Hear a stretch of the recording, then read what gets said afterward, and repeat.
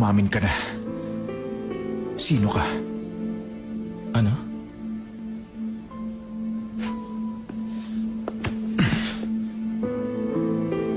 Yung lalaki na nagligtas kay Steffi 12 years ago.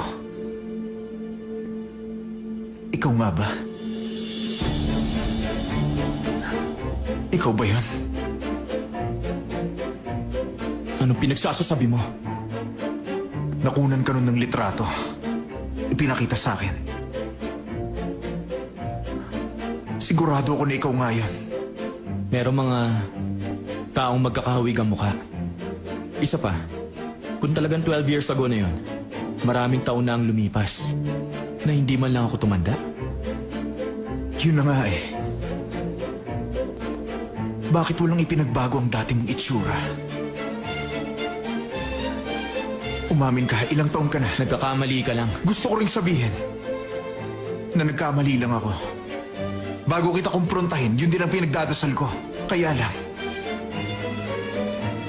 nakita rin kita noon kaya natatandaan ko ang mukha mo. Ikaw nga ang lalaking yun. Isipin mo na ang gusto mong isipin. Wala akong pakialam. Bahala ka. Kung yan ang paniniwala mo, wala akong magagawa. Meron ka pa bang sasabihin? Wala rin akong pakialam kung sino ka at kung anong pagkatao mo. Pero kung patuloy mong babakuran si Steffi, magkakasubukan tayo. Nahihiwagaan ako sa'yo at sa katauhan mo. Marami akong hindi maintindihan. At sangkot na sa usapan ng babaeng pinakamamahal ko. Kaya hindi ko ito pwedeng balawalain.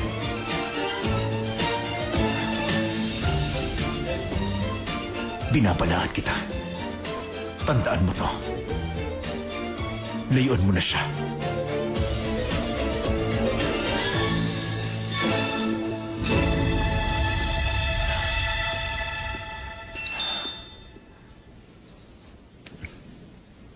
Winston, hindi pa ako makakababa.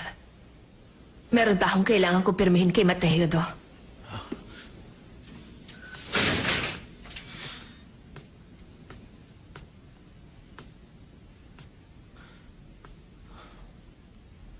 Bakit? Ginagawa mo ba akong tanga? Anong sinasabi mo? Noong gabing muntik na ako mamatay dahil sa aksidente, sabi mo wala ka doon. Ipaliwanag mo nga ito. Ano nga ba yan? Mga bubog na nagmula sa headlight ko. Napulot ko sa basurahan. Nakita ko to na may bahid pa ng dugo mo. O tapos? Alam kong nandoon ka nung gabing yun. Pinigil mo ang kotse ko. Yung bubog mula sa headlight ang nakasugat sa kamay mo. Ginamot mo yan dito sa bahay mo. Kaya meron akong nakitang ebidensya. Ipaliwanag mo nga kung anong nangyari. Alam mo, dati hindi ko naisip na tanga ka. Pero mali pala ako. Ano? Akala mo ba yung kotse mo lang ang magkakaroon ng bubog mula sa headlight? Nabasag mo rin yung pasuko, di ba? Hindi mo ba naisip na baka doon ako nasugatan? Hindi bubog ang tawag sa basag Anong sabi ng doktor na kinonsulta mo? Normal daw ba ang nangyayari? Hindi ba sabi niya guni-guni mo lang ang lahat?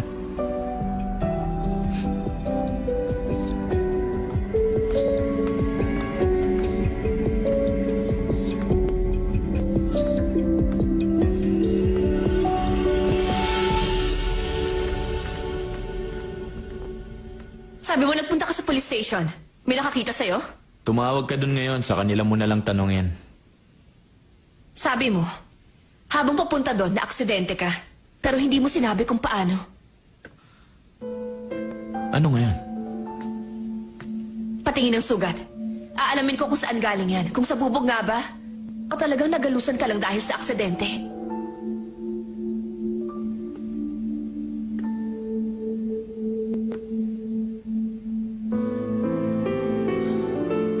Ipakita mo sa akin!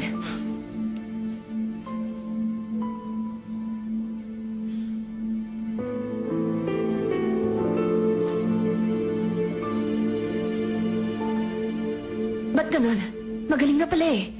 Ba't naka-band-aid pa? Niloloko mo ako? Ngayon nakita mo na. Bitiwan mo na ako.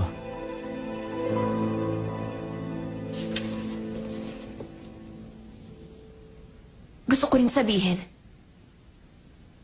na naguguluhan ako sa maraming bagay. Nahihiwagaan ako sa pagkatao mo. Hindi ko alam kung bakit.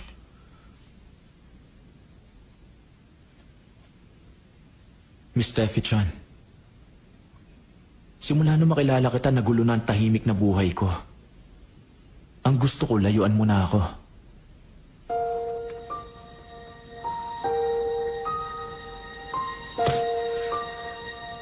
Oo na, aalis na talaga ako. Sige, bilisan mo na.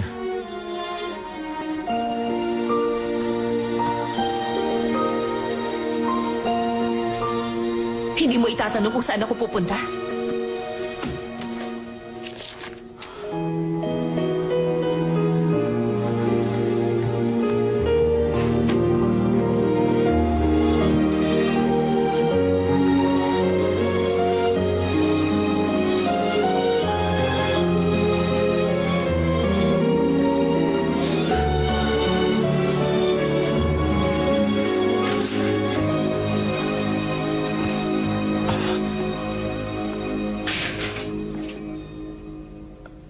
Anong pinag-usapan niyo? Ano yung kinumpirma mo? Huwag mo nang alamin. Tara na. Winston, sandali lang.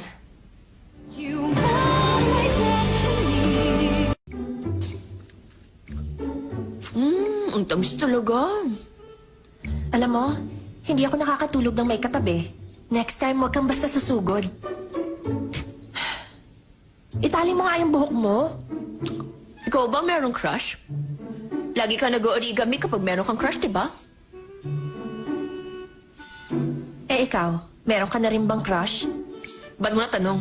Eh kasi, napapansin ko na hindi ka na tumitigil sa pagtingin sa cellphone mo. Parang may hinihintay kang tawag. Wala kaya?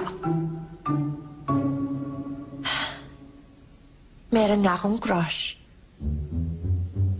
Kaya lang, parang galing siya sa kakaibang mundo. Feeling ko nagmula siya sa isang napakagandang bituin. Na-in love agad ako unang kita ko pa lang sa kanya. Steffi, feeling ko na love at first sight ako. Palagi mo bang nakikita yun? Eh hindi. Pero isang araw nakita ko uli siya.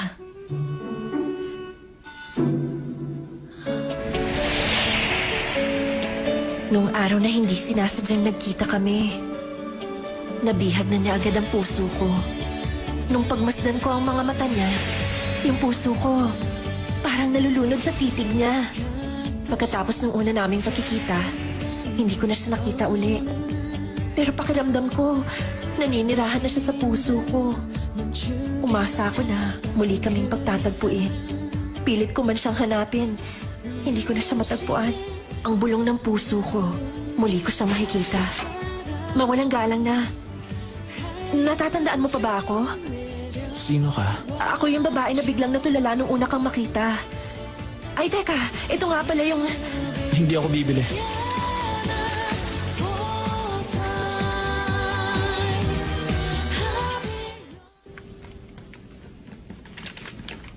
Fingerprint lock yan, di ba? So hindi yan mabubuksan ng ibang tao? Pagkatapos yan, install mo na rin yung alarm. Saka yung CCTV. Lagay mo dito. Doon din. Opo. Steffi, sino ba kasi yung taong naghalugog sa bahay mo dati? Nag-report ka ba sa pulis? Tapos na, oh. Teka, Mama. Ang mabuti pa siguro, mag-dinner na lang tayo. Of course. Gusto ko yan. Hindi ako sasama. Bakit mo tinawagan sila mama? Saka tong kapatid ko. Ayaw mo ba sa Chongpyong o kaya sa hotel? Ayaw mo din naman sa mama mo, di ba? Bakit ayaw mo? Pagod na ako, kayo na lang ang lumakad. Ayoko ring sumama sa inyo. Dito na lang muna ako. Sige, mabuti pa nga. Magpasama ka muna dito sa kapatid mo. Dito na lang din muna ako. Sige, hindi na rin ako aalis. Umuwi ka na. Winston, ihatid mo nga si mama. Kung ayaw mo, di wag mo. Siya nga pala. Tumawag ba si Mr. Kang? Hindi. Sira ulo siya. Pag tumawag, huwag mong kakausapin, ha? Dedmahin mo lang. Maliwanag? Sige ho. Sir, 120 meters per meter ang galaw ng elevator. 69 meters ang layo ng first floor sa 23rd floor. Kung sinasabi niyang tuloy-tuloy na bumaba yun, ibig sabihin 34.5 seconds ang lumipas. Imposible makapag-travel ang ganun kabilis ang isang pangkaraniwang tao. Kung yun ang pagbabasihan, ibig sabihin yung bawat palapag binaba niya ng 1.5 seconds. Imposible yan. Wala bang ibang elevator? Meron pa dong isang elevator. Pero nung oras na yon, sira daw ginagawa pa. Nung bumaba ako, nakita ko nasa 23rd floor siya. Pero sumulpot siya sa first floor. Ibig sabihin, saksi ako sa imposibleng bagay.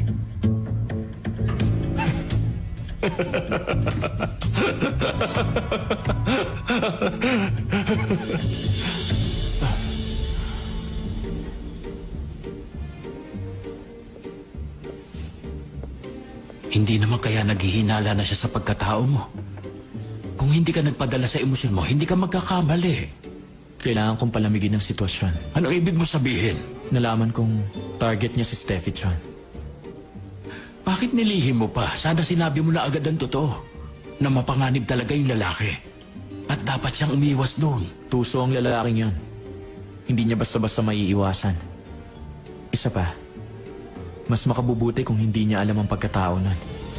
Pag nalaman niya ang lihim, lalo siyang mapapahamak. Eh paano ka naman? Tahimik ang buhay mo sa loob ng 400 taon. Ayaw mo magkaproblema dahil gusto mong makaalis na maayos. Para sa'yo, ilang beses pa ako nag-file ng death certificate. Missing, fire accident, drowning, car accident.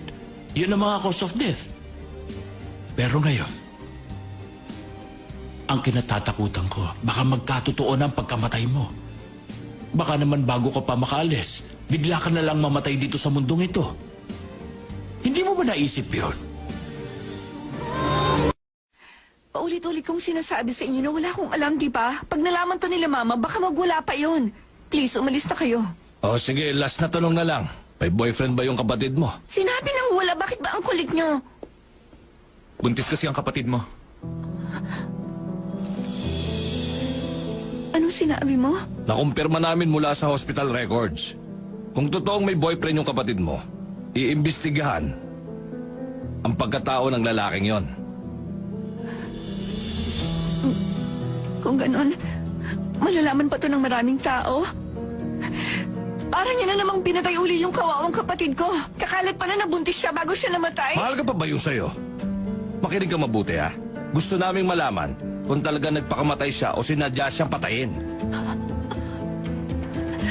Tinigil niya ang pag-inom ng gamot laban sa depression. Naisip ko, wala siyang planong ilaglag ng sanggol.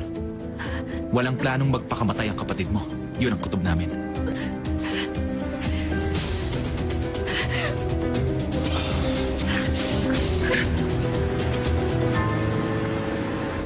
Ang hinala niya, may boyfriend ang kapatid niya dahil nakatanggap ng regalong mamahalin. Hindi lang sinasabi ni Rachel Han kung sino ang nagbigay. Ang sabi lang sa kanya, mayaman yon at may plano sila magpakasal. I-check natin ang mga phone record. Pag-aralan natin. Hindi mo pa rin pinaghihinalaan si Mateo, do? Ewan ko. Ayon sa report, mapera yung lalaking yon. Ibig sabihin nun, baka tama ang kutob ko. Di ba? Si Rachel maraming kilala na mayayaman.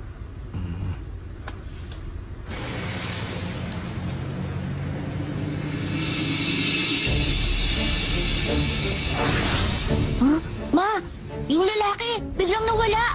Parang bida sa librong nabasa ko. Ang galing niya. Oo na nga, halika na.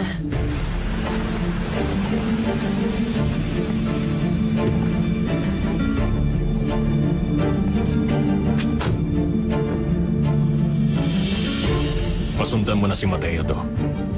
Mukhang siya muna ang dapat kong unahin. Apo.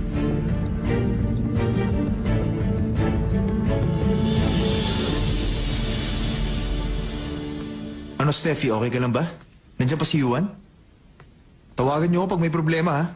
Mag-ingat ka. Baka bumalik yung siraulong tao na kumidnap sa'yo.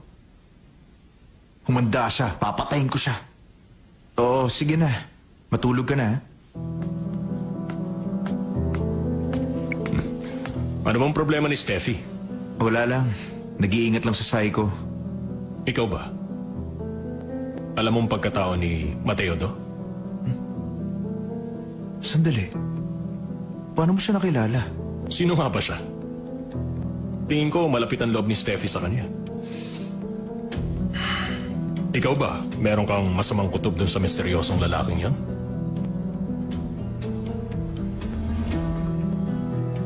Wala naman.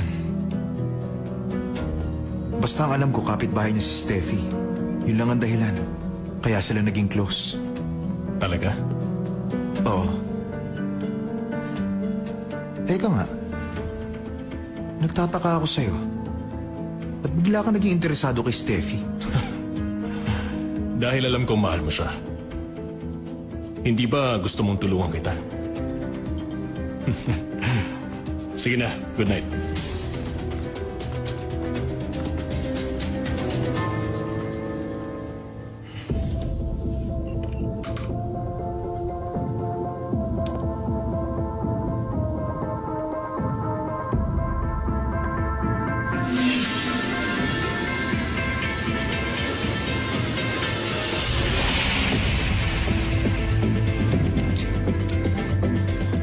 May nalaman akong sikreto tungkol sa kanya. Anong sikreto? Hindi ko pwedeng sabihin. Sana matulungan mo akong makatakas. Huwag kang magtiwala sa kanya. Baka balang araw, patayin ka rin niya. Jackson, nasa na nga ba yung asawa mo? Ikwento mo nga ulit sa akin. Nasa UK. Bakit? Wala lang. Naitanong ko lang. Iniisip ko kung anong pakiramdam niya ngayon na nakipag-divorce na siya sa isang katulad mo. Siya nga pala. Bakit ba hindi mo magawang tumawag ng direkta sa akin? Pinatatawagan mo pa ako sa iba. Pinoprotektahan lang kita. Dahil artista ka. Gusto ko meron kang privacy. Gusto ko rin naman ng privacy. Ang ayoko lang, yung walang ibang nakakaalam ng tungkol sa atin. Gusto ko sanang ipagmayabangin sa lahat na mayroon tayong relasyon.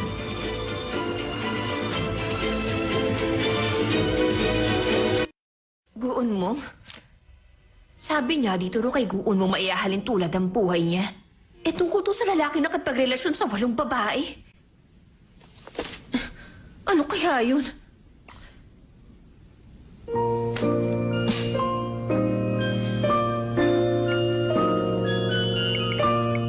Anong ginagawa mo?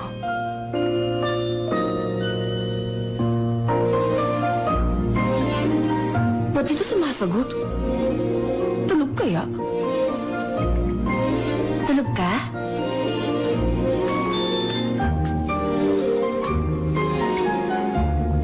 Anong ginagawa mo? Tulog ka? Sin! Uy, ayun! Nakita niyo yung message ko?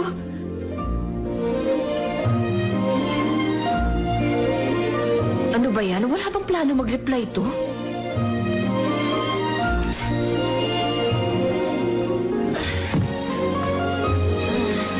Okay lang ako.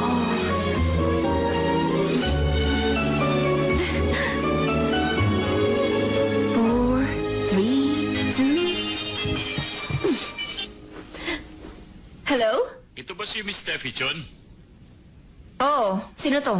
Ako yung may-ari ng Gold Palace, Unit 2301. Kahapon wala akong natanggap na bayad ng upa mula sa'yo. Paano nangyari yun? Hindi na sapat yung pondo sa account mo. Paano naman nangyari yon? Na-withdraw na kasi lahat ng pera mo. Pinambayad sa contract penalty mo. Ganito na lang. Maglulong na lang ako sa inyo. Halos lahat ng real estate property mo, naibenta na kaya wala na yun. Pinatigil mo na rin yung mga investment portfolio mo. Kaya hindi ka na pwede mag-credit loan.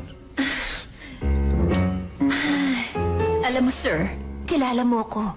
Ako si Steffi Chon. Ibig mong sabihin, sa buong Korea, hindi na ako makaka-loan? Sa mata kasi ng bangko, ang mga star na katulad mo, para lang pangkaraniwang empleyado. Minomonitor ng system namin ang mga future income mo, pati na ang stability ng kita sa trabaho mo. Nakita namin na nung nakaraang buwan, walang pumasok na pera sa'yo. Pero ilang taon na akong kliyente ng bangkong to, di ba? Malaki ang perang ipinasok ko sa inyo. Di ba VVIP niyo ako? Hindi na po ngayon. Ang totoo, napakababa na ng credit score mo. Puro instant cash ang transaction mo. Hindi ko ginagawa yon. Baka naman yung mama ko ang gumagawa nun. Bago ako nag-rent ng condo unit, nagbigay ako ng deposit. Hindi mo pwedeng gamitin yun para makaloan ako? Sa primary bank na tulad nito, baliwala yung deposito mo. Hindi yun pwedeng line of credit. Kung gusto mo, gagawa ako ng paraan para tulungan ka. Pero wala akong maipapangako.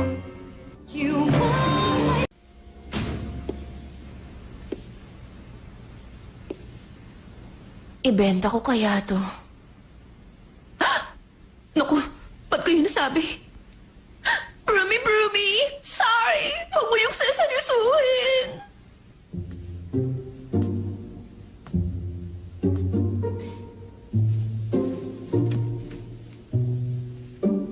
Ito na lang. Dalawa naman ang blue na bag ko eh. Hindi pwede. Paano ko itong mga anak?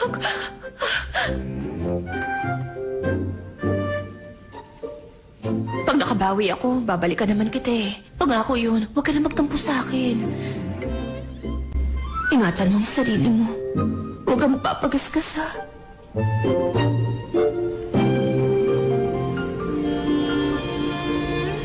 Steph, ano ba yung mga yan?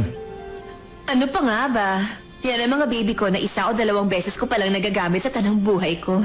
Mahalaga sa akin lahat yan. Ba't mo dinala sa akin? 50% off yan. Pagkakaguluhan yan ng mga tao pag nalaman ako ang may-ari niyan noon. Binibenta mo ba ang mga bag mo dahil wala ka ng pera? Ano? Steph, naghihirap ka na ba? What? Excuse me? Anong sabi mo? Hindi tayo nagkakaintindihan. Serbisyo publiko nga itong ginagawa ko eh.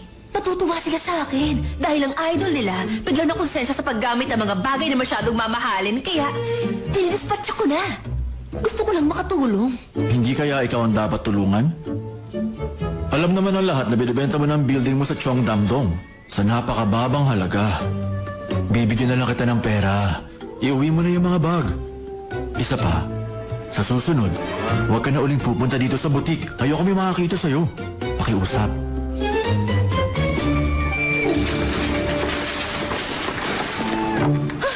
Super yabang naman niya. Akala ba niya siya lang ang pwede ko pagbentahan?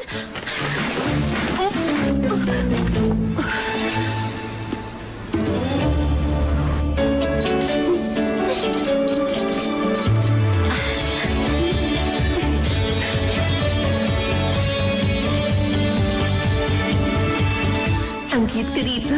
Cutie.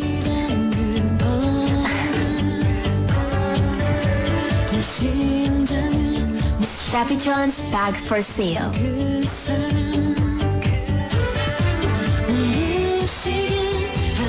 Steffi John's cute white handbag.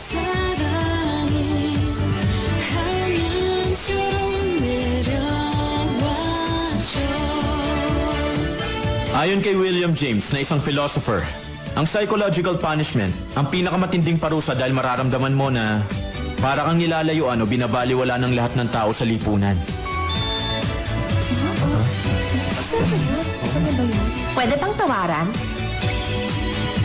Pasensya na kayo.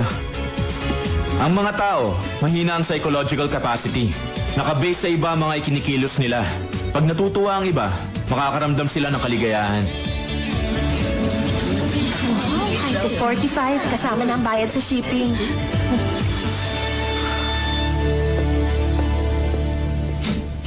Sino ka ba?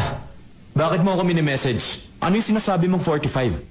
450,000 won kasama ang bayad sa shipping. Di ba ikaw yung seller ng mga bag ni Steffi Chon sa Steph For You?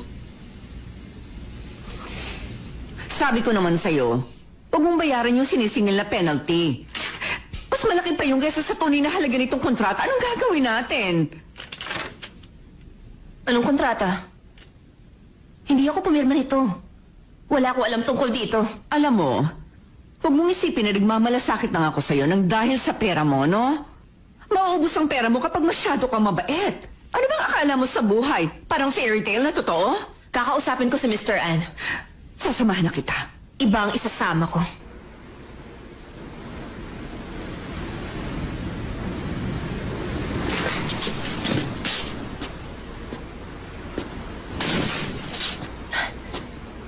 Bakit? May hingin akong pabor. Magkano? Sigurado kang walang scratch yung bag? Meron pa bang tawad? Nagbebenta ka pala ng mga bag. Bakit naman cellphone number ko ang pinost mo? May bumibili ba? Bakit ginawa mo yun ang hindi nagpapaalam? Alam mo bang naiistorbo na ako kasi ang daming tumatawad? Huwag kang papayag. Parang baby ang turing ko sa mga bag. Lahat yun mahalaga sa akin. Sabihin mo, wala nang tawad. Ito lang ba ang pag-uusapan natin? Hindi, may sasabihin ako sa'yo. Bukas, isasama kita sa talent agency. Bakit ako? Gusto ko makapagtawaran. Doon ka magaling. Kaya mo na yun. Pag mag-isa ako, makakahalata sila. Na ano? Na hindi na ako yung dating Steffi. Nag-manicure ako. Nilagyan ko ng leopard print para magbuka akong matapang. Kaso naduduwag pa rin ako. Malalaman nilang mahina na ang loob ko pag nagpakita ako na mag-isa. Eh ano ngayon kung naghirap ako? Pera lang ang nawala sa akin. Kikitain ko pa uli yun. Yung pagkalugmok ko sa kalungkutan. Yun ang ayokong makita nila. Isasama kita. Pag nakita mo nakakahalata na sila, kailangan mo ko ipagtanggol para wag silang maghinala. Okay?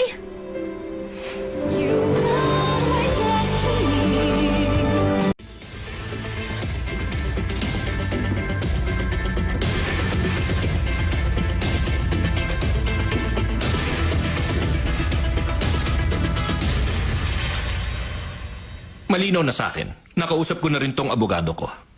Ang sabi mo sa akin dati, inaamin mo naman na responsibilidad mo yon. Oo nga, alam ko ang mga obligasyon ko. Wala akong sinabing tatakbuhan ko yun. Kaya lang, kailangan mo tong ipaliwanag. Wala akong sinabing gagawin ko tong pelikulang to. Ni wala kayong pinakita sa akin na script nito. Hindi rin ako nangako na plano ko tong i-endorse. Ang usapan, ipauubaya mo na sa agency ang mga karapatan mo. Pero bawal kang pumirma ng hindi ko alam. Wala naman ako sinabing pangunahan mo ako sa mga kontrata ng mga sponsor ko, di ba? Steffi John, hindi mo ba alam kung magkano ang nalugi sa agency ng dahil Sandali sa'yo? lang. Nabasa ko na tong kontrata. Teka nga. Sino to? Bakit to nandito? Sino ba to? Abogado ko siya. Maraming nilabag ang kontratang ito. Sabi dito, kailangan pangalagaan ng inyong kumpanya ang kanilang kontraktor. Dapat nilang siguruhin na maiingatan ng privacy at human rights ng kontraktor nila. Yun ang nilabag. Sandali. Contractor ako? Bakit? Gusto ko ako yung kumpanya. Okay. Ayon sa Section 4, bago mag-decide ng kumpanya, kailangan isaalang-alang ang mental at physical condition. Kung walang pahintulot ng kontraktor, hindi kayo pwedeng pumirma sa anumang kontrata. Sa Section 7.5, kung kailangan magbayad ng penalty sa third party dahil sa breach of contract, ang buong halaga, babayaran ng kumpanya. Ayon din sa kontrata, yung perang ipinambayad sa penalty ni Steffi Chon, pwedeng-pwede niyang bawiin. Kung gusto niyong siya magbayad nito, kailangan niyong gumawa ng claim suit. Pag ginawa niyo yun, magsasampa kami ng kontrademanda. Pati pagkasira ng image niya, pababayaran namin sa'yo. Yun ba ang gusto mo? Sabihin niyo lang.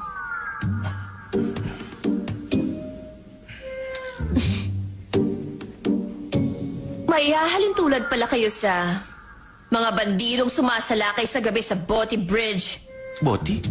Ano? Hindi mo alam yun. Hi. Hi, Steffi. Steffi.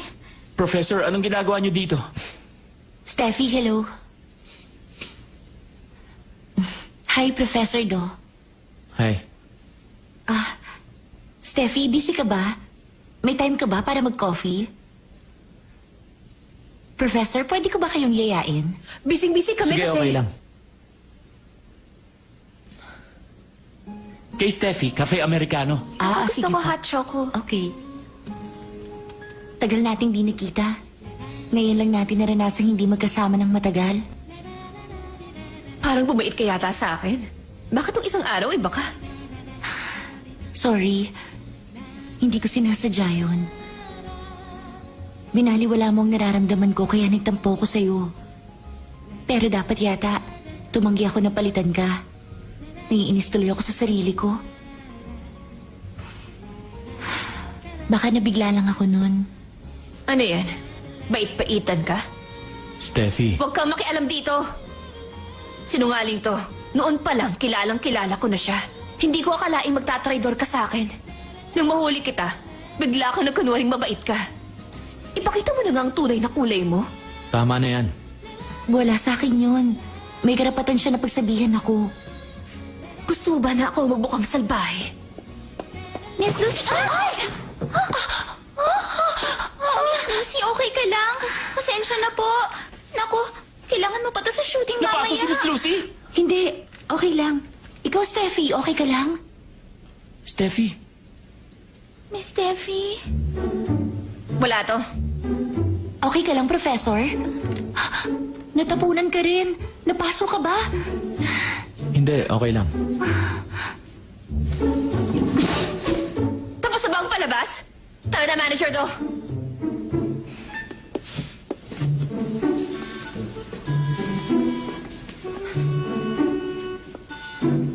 Liga na. close na pala sila ni Steffi ngayon. Kailan pa nangyari yun? Sabi mo wala kang type na babae. Mas gusto mo ba yung tulad ni Lucy? Nakakahiya yung ginawa mo. Ako pang nakakahiya? Sabi mo ayaw mo nang hinahawakan ka. Pero nung pinanasan niyang kamay mo, hindi ka man lang pumalag. Nag-i-enjoy ka pa yata eh. Siya nga pala, ang galing ng ginawa mo kanina. Nung kinausap mo si Dominic, bilang manager ko, dapat lang na may alam ka sa abog ka siya. Steffi Chan, Bakit? Ano? kailangan mo lakasan ng loob mo. Bakit? Marami kang haharapin mga pagsubok sa ayaw at sa gusto mo. Kahit malinis ang hangarin mo, may makikilala kang mga tao sa buhay mo na hindi ka maiintindihan. Isipin mo para kang nasa dulo ng isang bangin. Sa isang pagkakamali mo, pwede kang biglang mahulog. Ikaw rin ang mapapahamak. Kaya dapat... Nasa tabi lang kita sa lahat ng oras. Bakit tiwala ka sa akin? Hindi maganda yan. Kasi... hindi ako habang buhay na nasa tabi mo. Bakit? Dahil ba... mahirap na ako. Lalayo ka na. Ayaw mo na kasi wala na akong pambayad. Wala kang bilib sa akin. Ako si Steffi John. Natatakot ka bang hindi kita mabayaran? Hindi kita tatakbuhan. Aaminin ko. Hindi malaki ang babayad ko sa'yo. Pero wala ka namang ibang gagawin. Kundi manatili sa tabi ko sa tuwing kailangan kita. Suko ka na ba? Ayaw mo na sa akin?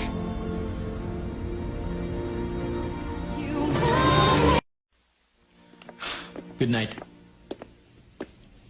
Siya nga pala. Wala ka na bang lagnat? Wala na. Kain tayo. Kailangan mong kumain para manumbalik ang lakas mo.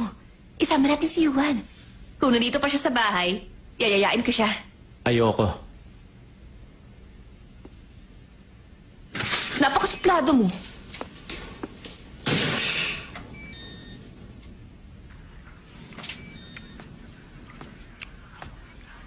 Nagdala nga pala si Mama ng radish kimchi. Sige. Kimchi? Yuan, punta kami sa kapitbahay. Bakit? Bigyan mo siya. Malaki ang naitulong ng taong yun sa akin. Ganun talaga magkakapit-bahay. Nagdadamayan. Dahil mo na siya ng kimchi. Ayoko lumabas. Ikaw na lang. Inuutusan kita, ha?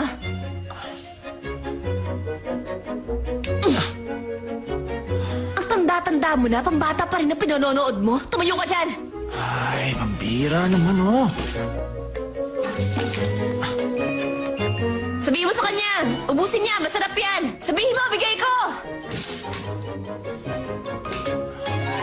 Pinabibigay sa'yo ni Ate Steffi.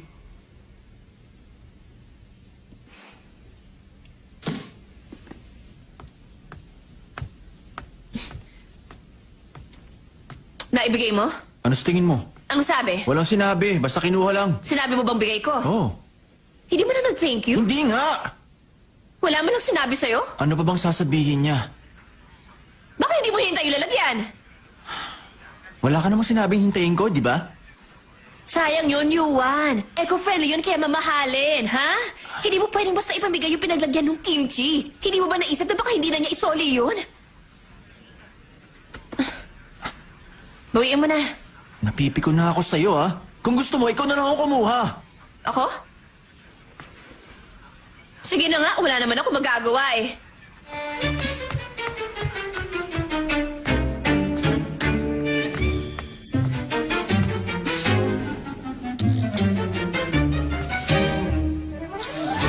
O ay ba to?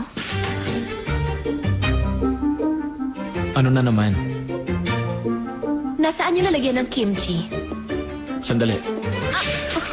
Buti kang maipit yung daliri ko!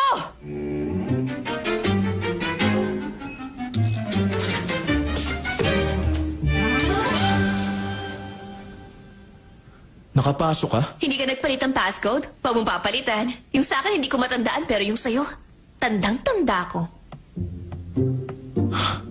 Naglinis ka?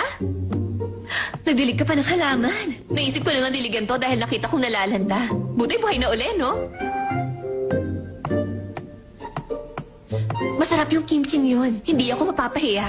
Hindi lang halata sa mama ko pero napakagaling magluto nun. Bukas mo na lang ilagay sa ref. Ipatong mo muna sa mesa mo. Oo na. Lumabas ka na. Lumabas? Kukunin mo lang to, di ba? Ah, oo nga. Kukunin ko lang tong lalagyan. Okay, aalis na ako. Wala pa bang tumawag para sa bag ko? Mahal yon kaya walang interesado. Sana pinigyan mo ng 20,000 discount. Pwede ba burahin mo na yung cellphone number ko ron? Oo na po. Sungit po talaga. Oo, teka lang. Lalabas na ako.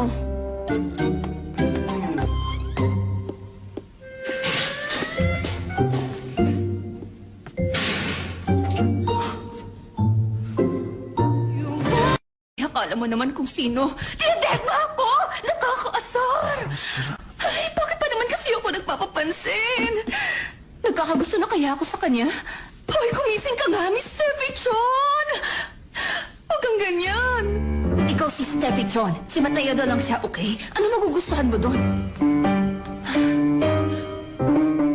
Matangkad, maginoo, matipuno ang katawan, maliit ang mukha, maganda ang mata. Paalaga sa katawan, hindi pinapabayaan ng sarili. Ano ngayon, Steffi? Ba't ka naman magkakagusto sa ganung lalaki? Ay. Magaling na professor, graduate ng Harvard. First time niya, pero ang galing humalik. Naku, erase! Bato, napapanig na yata ako! Bakit naman biglang pumasok sa isip ko yung kiss niya? Ano yun? Teka muna. Hindi naman kaya namimiss ko lang siya. Hindi! Wag! Parang ang sira! Ang linis, mukhang pulidong-pulido. Walang phone record, wala ring credit card history. Hindi rin nakuna ng paparazzi noon. Palinis lahat ng anggulo. Wala akong makitang anomalya. Paano kaya siya nabuntis?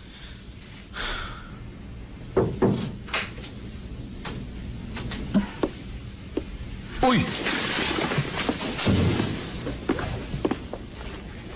Artista ka! Si Lucio ka, di ba? Oo. kilala mo pala ako? Tama ako! Anong ginagawa mo dito? Sa office? Peter,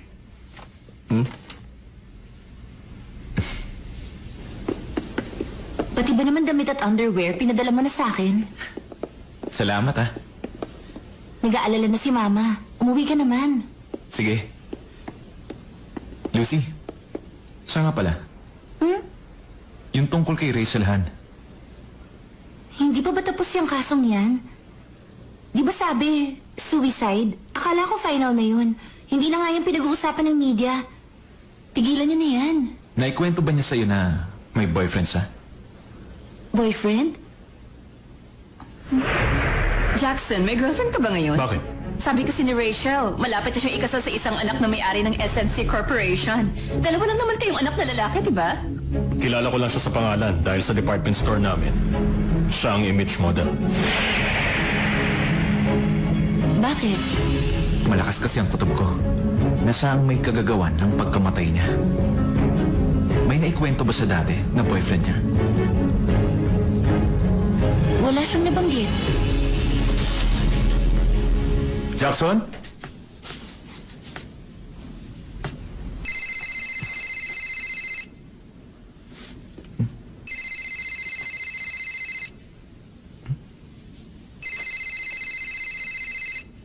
Sino tong Kate? Sino to? Jackson, puntahan mo naman ako. Maniwala ka sa akin. Alam mo, hindi ako baliw. Walang naniniwala sa akin dito. Maawa ka naman sa akin. Parang awa Sino to? mo na. Bakit mo nasabi? Jackson. Bakit mo pinakialaman ang cellphone ko? Sorry. Sino ba yun? Bakit siya humingi ng tulong sa'yo? Baliw siya. Sabi niya, hindi raw siya baliw. Sa lawak ng negosyo natin, marami kang makakasalamuhang baliw. Huwag mo yung isipin. Kalimutan mo na. Sige. Sabi mo eh.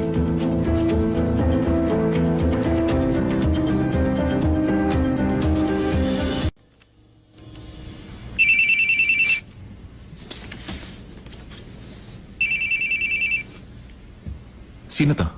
Si Mateo do. Bakit? Anong kailangan mo? Kailangan natin magkita. Meron ako ibibigay sa'yo. O sige, payag ako. Saan tayo magkikita? Pwede ba tayong mag-usap sandali?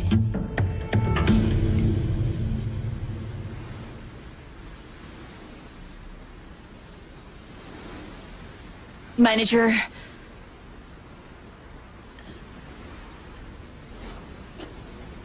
Mateo do, ano ba talagang ginawa mo sa akin? Inaano ba kita? May ginawa ka sa akin, aminin mo na. Naguguluhan ako. Hindi ako magkakaganito kung wala kang ginawa.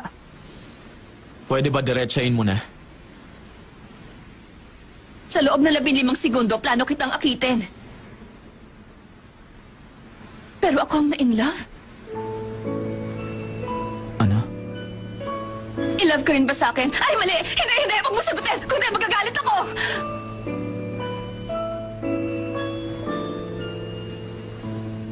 Nahihiya akong harapin ka. Kaya kakausapin kita ng nakatalikod.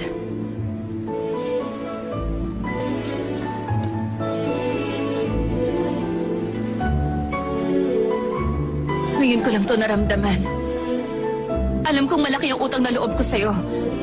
Hindi ko tuloy alam kung gusto kita o gusto lang kitang pasalamatan. Kung tutuusin, malaki rin dapat ang pasasalamat ko kay Winston. Pero bakit ikaw lang ang palagi kong naiisip? Sanay ako na lagi akong bida. Yung airport fashion ko, yung gamit kong lipstick, yung magandang buhok ko. Ako ang laging laman ng isip ng lahat.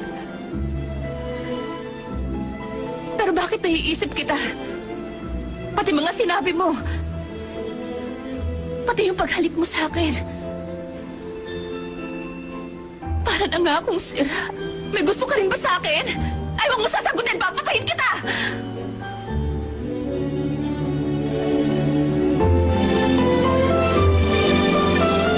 Mateo do? Nasaan ka? Ito pwede mo sagutin. Nandyan ka pa?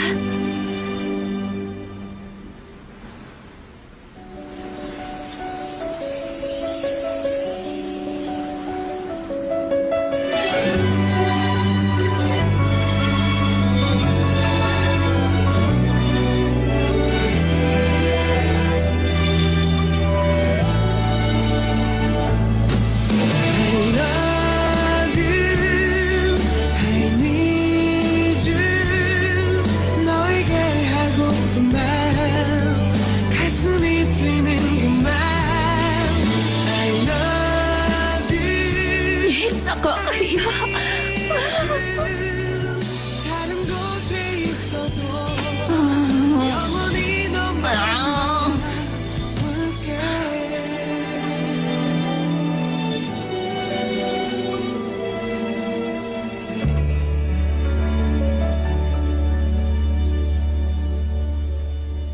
Uy, tingnan mo.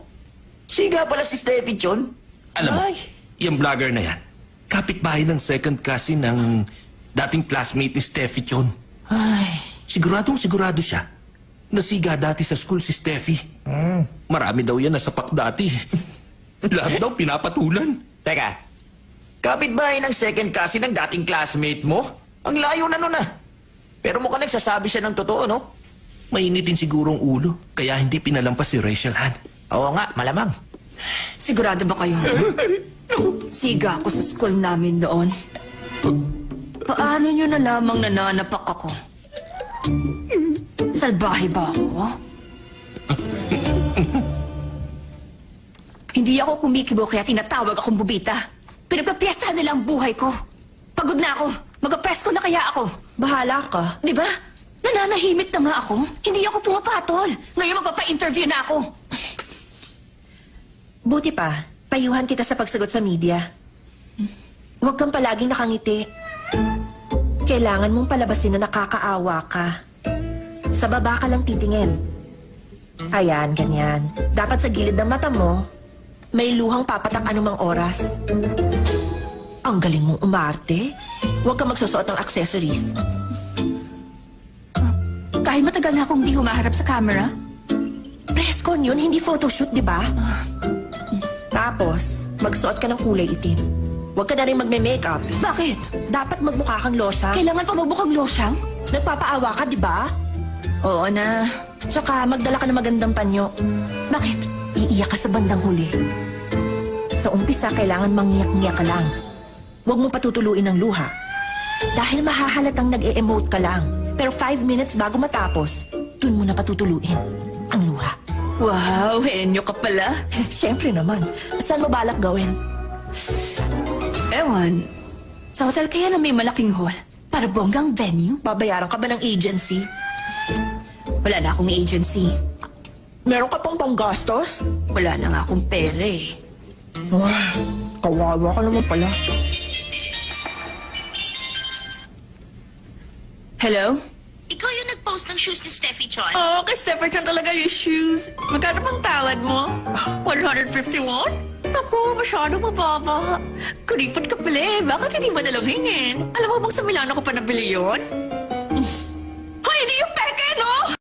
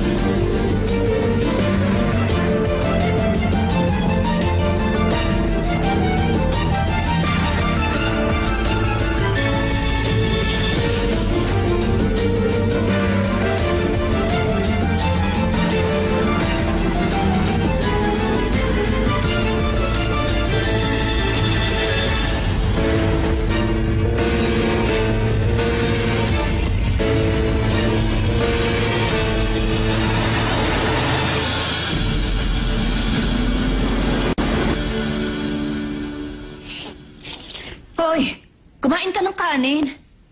Sandali, magpapadeliver ako. Wag na, busog na ako. Maghapon kang wala ah. Saan ka ba nagpunta? Palagi naman akong busy. Bakit? May naganap ba sa akin? Meron bang tumawag? Yung kapitbahay ko. Kanina ba hinahanap ako? Hindi.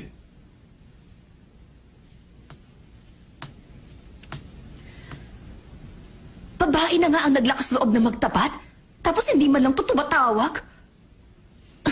Bahala siya. Hindi ko na siya ulit kakausapin. Naku. Nasaan na kaya yung maganda kong headband? Yung paborito kong suotin? Naiwan ko yata dun sa condo unit niya. Ay, mapuntahan nga.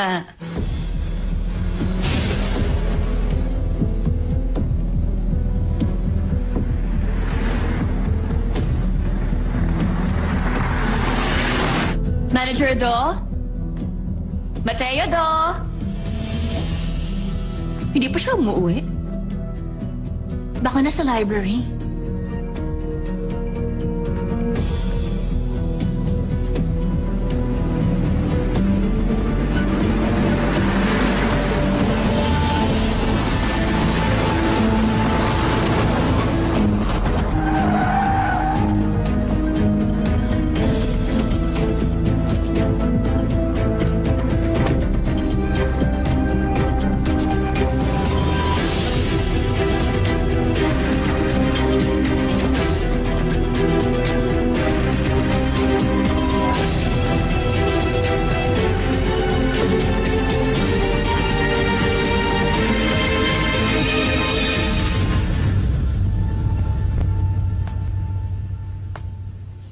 Nandito ka ba?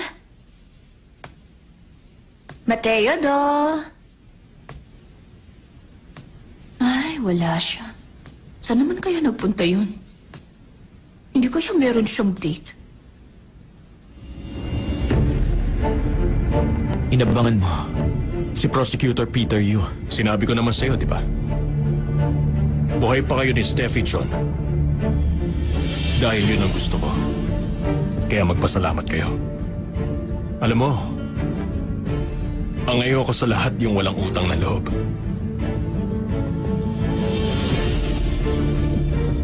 Ito ba yung gusto mo makuha? Pag binigay ko sa'yo to, titigilan mo na kami? Oo, tama ka. Sa ibibigay mo, susuklihan pa kita.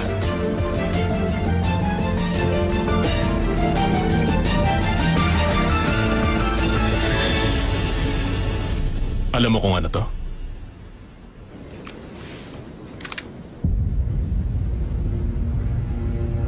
Pampakalma ng mga hayop. Isang putok lang nito, makakatulog ka na mahimbing. Alam mo ba kanina? Bago ko to dalhin, kinargahan ko muna to ng konting lason. Para pagtumba mo, wala ka nang maramdaman. Hindi ko to planong gawin eh. Kung hindi ka nakialam, gusto ko, ako mismo makapatay sa'yo.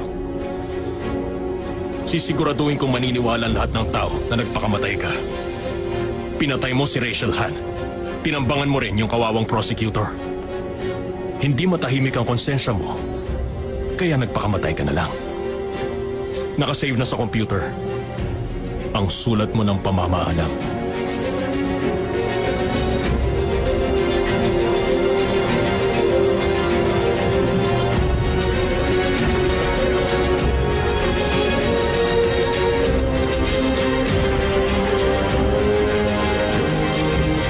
Makinig kang mabuti. Yung tunay mong pagkatao, hindi mo pwedeng ipaalam sa kanya o sa iba. Gusto mo bang mauwi sa wala ang matagal mo nang iniingatan?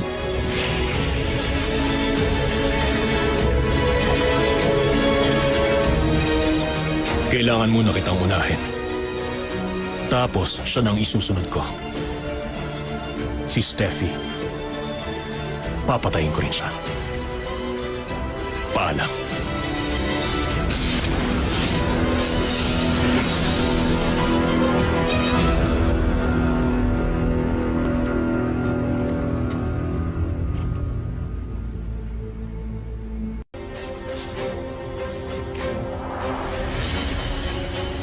Binalaan na kita. Kahit kailan, hindi mo ko mapapatay.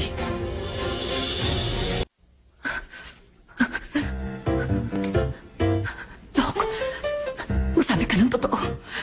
Pwede ba talaga mauwi sa love ang pagiging palaas ako?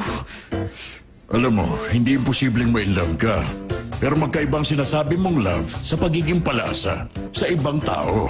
Umaasa rin ako sa chicken at beer. Kumakain ako noon tuwing malungkot ako. Pero walang epekto ang drumstick sa tibok ng puso. Pero yung buwisit na lalaking yun, Doc, magbibigay pa ako ng isa pang halimbawa. Pag nakakakita ako ng magandang bag, bumibilis din ang tibok ng puso ko. Pero napapansin ko na hindi naman nakaka-dry ng lips pag wala akong bag. Hindi rin ako makakapatay ng mga babaeng tumititig at umaaligid sa bag ko. Titigan man yun na sandamuka na babae, dead ma lang ako. Pero kapag kaharap ko siya, tumatalo ng puso ko. Nagiging super dry din ang lips ko. Pag hindi ko siya nakikita, nakakapraning. Parang gusto ko rin patayin yung babae na nakikipaglandian sa kanya! Sorry ho. Pasensya na kayo. Sorry talaga, Dok. Gusto ko lang naman sanang baliin ang braso ng bruhang babae na nagpuna sa kamay niyang nagpuna ng kape!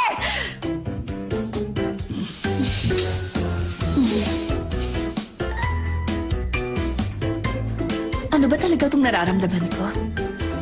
Buti pa, pre-resetahan kita ng gamot na mas matapang.